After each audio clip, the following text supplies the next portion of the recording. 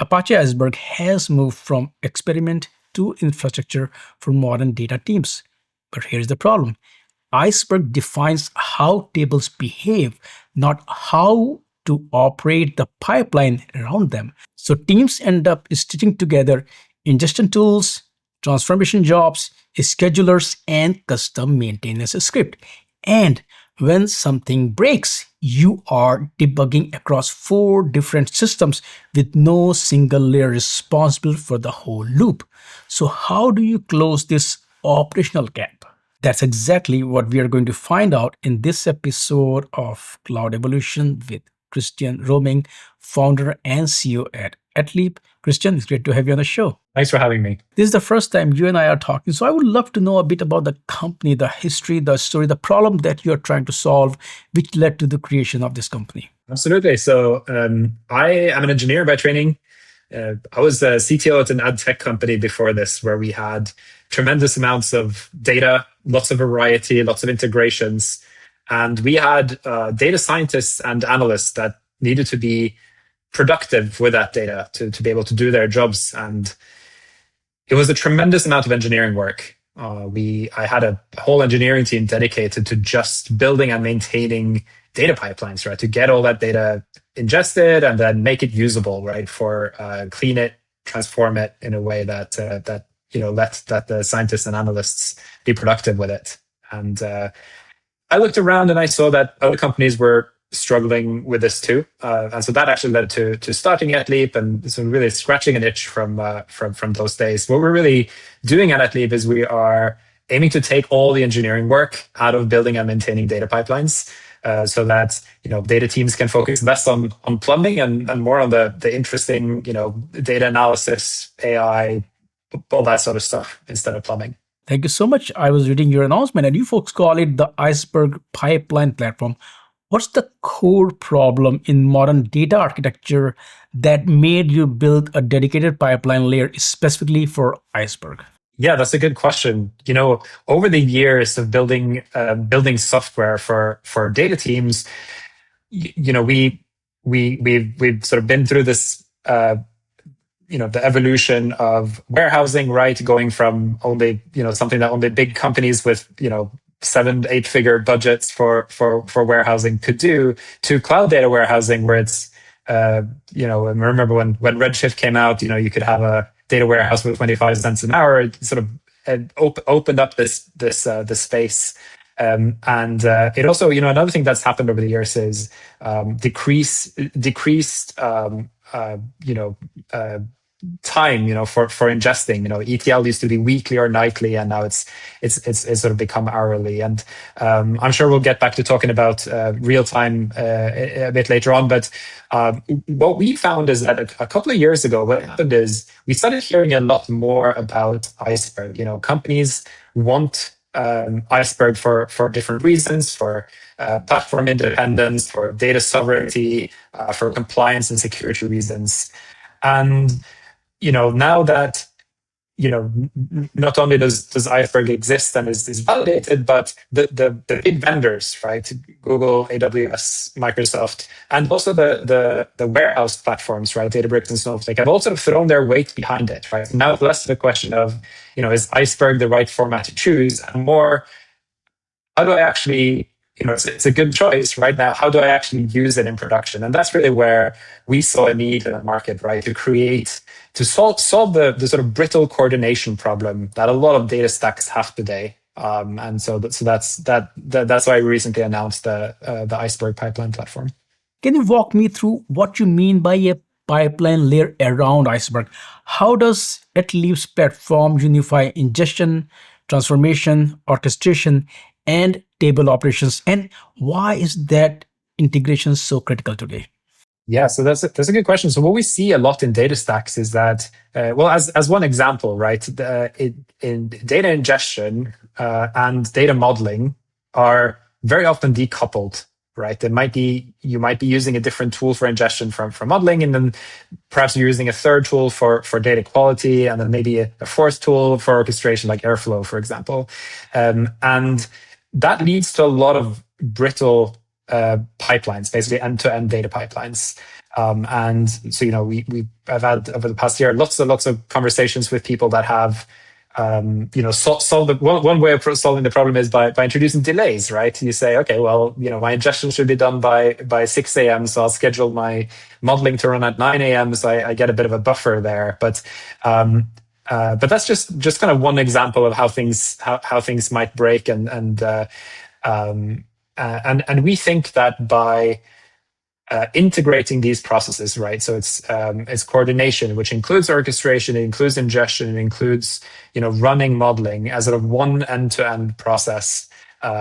We can solve a lot of those problems. So, a quick example there is data quality, right? It's become very popular to represent your data quality rules in your modeling layer, right? So dbt core has become the industry standard for this now, and you write tests and you say, for example, this column here should only have non-null values in it. It's a simple data quality rule that a lot of people have, but that's an example of a rule that really should be enforced at ingestion time as opposed to at modeling time. So by having an end-to-end integrated process, we can take that rule and say, okay, actually, we should stop the pipeline and alert the right people when we see bad data at ingestion time, so you don't have to ingest the bad data first and then solve the problem later. So that's one example. Can you share some specific use case here? Yeah, I mean, I think that there are lots of different use cases. I mean, another thing that is brought on by if we talk about Iceberg specifically, right? You have one thing that's sort of brand new in this space is that you can do streaming ingestion to your lake house. Essentially, that's something that the big vendors out there, they weren't really built to do that because that wasn't the problem that we're solving, right? And so with Iceberg, it sort of fully supports that, and it enables use cases like agentic AI, for example, where you need to have up-to-date data constantly. And I think that kind of having a continuous process all the way from your source, right, which could be database or a stream of some sort, into through ingestion into Iceberg and then modeling the data in the right way for these AI use cases, and you can have data that's just say a few seconds behind, right, the actual source as opposed to hours. That makes a big difference for AI use cases that we encounter in the wild today. You also talk about a table state first approach versus traditional schedule based workflow. What's different about that, and why does it matter for reliability and scalability when you're running Iceberg at scale? It's a really good question, and there are so many parts to that. But I want to give one specific example that's become really popular in of a feature of Iceberg, rather, that's become really popular in the Iceberg community, and it has to do with snapshots, data snapshots.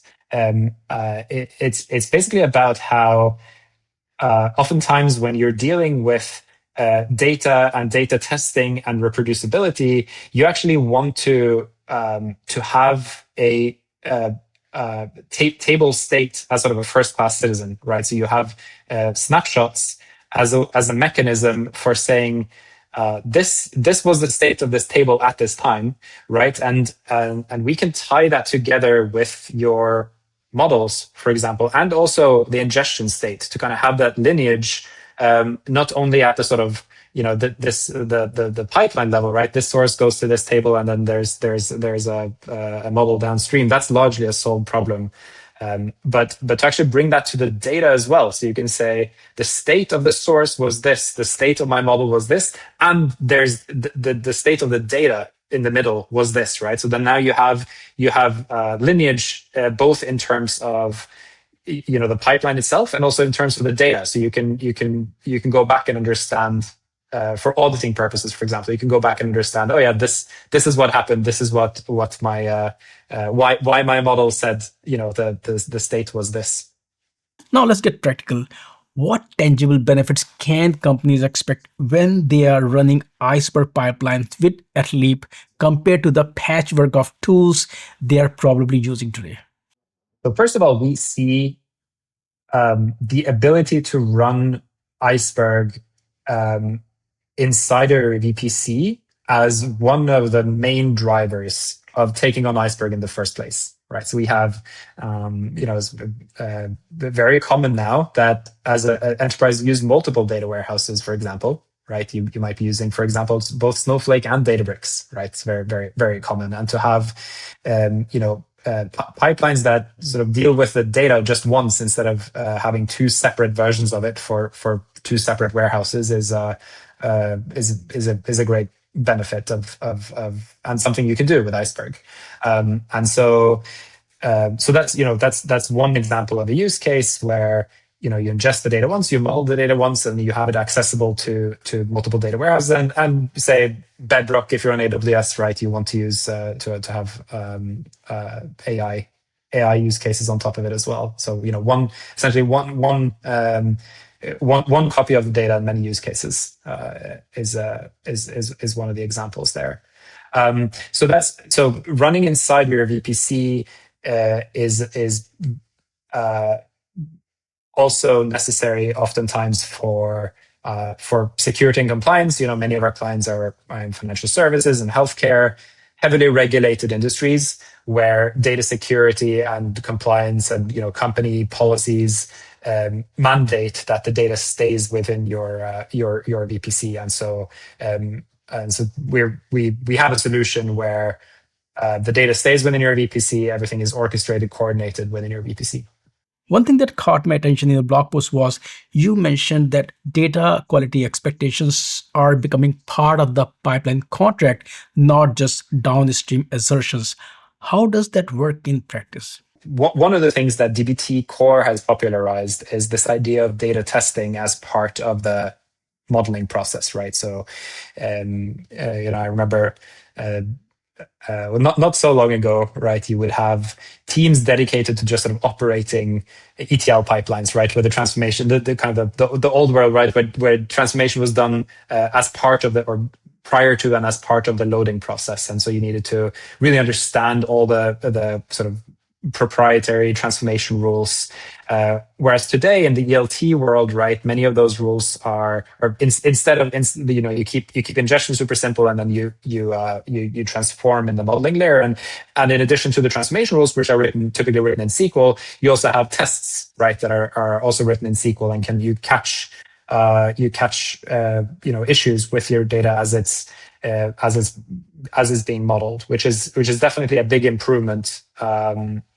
And you can have alerting and things like that set up, and that's proven by the success of dbt core and that tool becoming industry standard. I think one thing that we add to it is as I mentioned before, this idea of also catching issues during ingestion time, right? And also so for example, just to give another example, we have in financial services, it's very common to work with vendors of data where you have files, right, with reports, maybe daily updates to them, and Excel files, for example, and you expect, say, you have a dollar value that you expect to be in a certain range.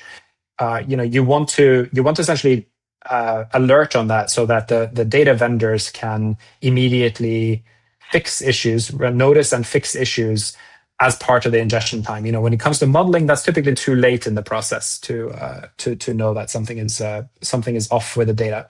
So that's another example of how this works in practice. Now, looking ahead, how do you see this platform is going to influence how teams build and operate data systems for analytics and AI use cases? This is a brand new world, right, that we live in now, both with the advent of Iceberg, not so much the technology, but the adoption of it, right? The fact that it's become the standard choice now, and it's become really popular to basically build your own lakehouse based on Iceberg, and also AI, right? Like the needs for just clean, timely data, right, are skyrocketing now. So I think that it's very hard to say how that is going to play out, and so we're going to follow our North Star, which is to serve the data teams, remove the engineering cycles spent on data plumbing. I think there's a lot to do there. And then I also, we believe, to maybe to answer your question more head on, like, we believe in something we like to call shift right, which is basically about taking giving the data workers, right, the people that are building data products, right, doing the data science, the analytics, right, put more tools in their hands, right, so that they have a sort of lower reliance on the sort of upstream engineers and dev teams, and can actually do a lot more themselves. So that's where we see this going. Yeah. Christian, thank you so much for joining me and sharing how Etleap is bringing operational coherence to Apache Iceberg. Thanks for your time today, and I look forward to the next conversation. Thanks for having me. This was fun. And for those watching, if you are running Iceberg in production or planning to, make sure to check out Etleap and its Iceberg Pipeline Platform. And don't forget to subscribe to TFIR, like this video, and share it with teams. Thanks for watching.